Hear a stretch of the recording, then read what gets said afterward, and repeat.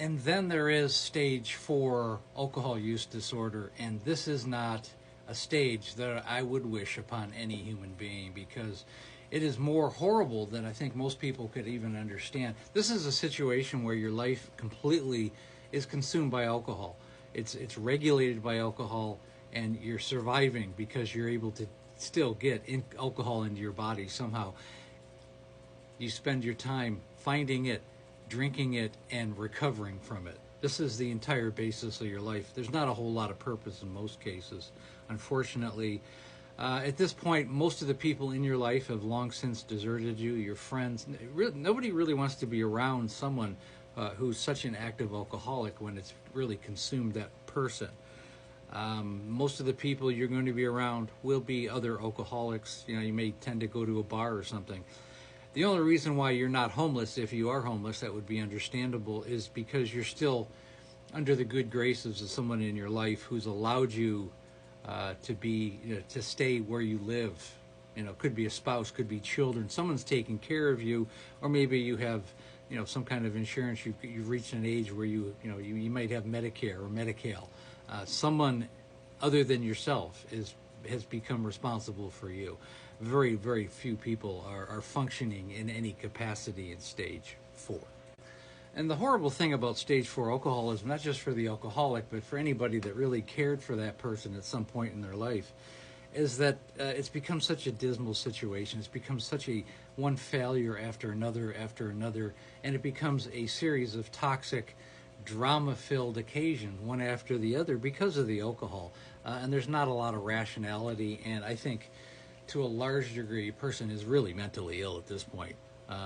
You will be chemically, emotionally, physically dependent on alcohol. You will be in absolute denial, and you will probably, a person, even if you recognize that you have an issue and it's killing you, that's arbitrary, because you're going to continue to drink anyways. I mean, I've known stage 4 alcoholics who've had their legs amputated because they have diabetes, and they still continue to drink, and their time is limited.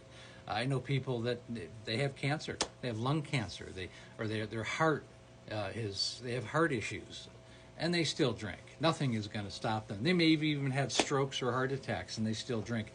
They have cirrhosis of the liver, and nothing is stopping them. Horrible place to be, and it's so painful for anybody around them that most people really just can't tolerate it, unfortunately. And then there's the obvious just health reasons. I mean, it's going to affect, at this point, obviously your liver, your kidneys, your pancreas, your heart, your esophagus. You're burning that out. It's going to infect your intestinal tract, your skin. It's going to be dried out. And then, Wernicke-Korsakoff, your brain will have early dementia if you've been drinking for 20 or 30 years, because your nutritional intake has been atrocious for years. And it's just, including your eyes. I mean, just the physicality of your body is just going to shut down. You're just going to have so many issues and so many problems. And unfortunately, for most people, they are not repairable.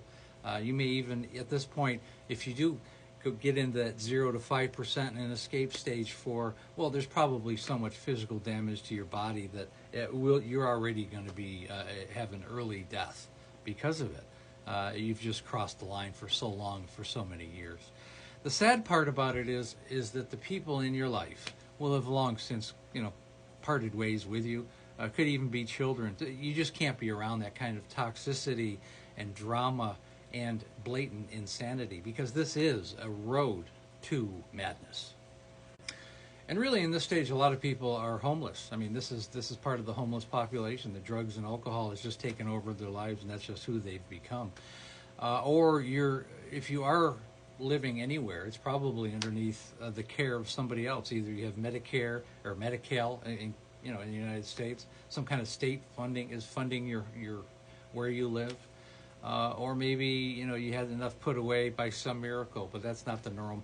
Or, family members just taking care of you, children are taking care of you, or you have a spouse who's just has just taken care of you really for self-preservation, so that they don't have to divide their assets. But you really live separate lives. And this is really kind of my situation with my wife, which was, not a situation I would recommend for anybody. So I really speak about stage 4 as being as bleak as it possibly can, because in a lot of situations it's even worse than that.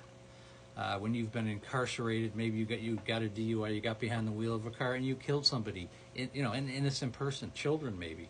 And these are possibilities at this stage, because you're not a mentally stable human being. It's just so sad. I can't express that enough. So the whole point of this is prevention.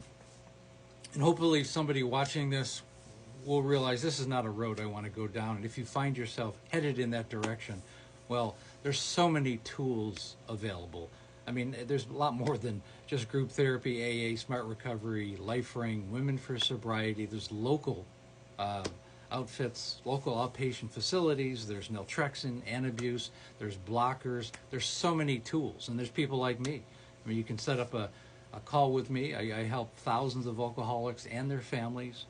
Go to the link tree, and then you go to a Calendy meeting. It's about a 45-minute to an hour call. We do a deep dive. I want to know what's going on with you and your family, and we bring it all together. And again, please like, share, and comment. We also have the Facebook group called There's an Alcoholic in the Family. Thanks again for listening.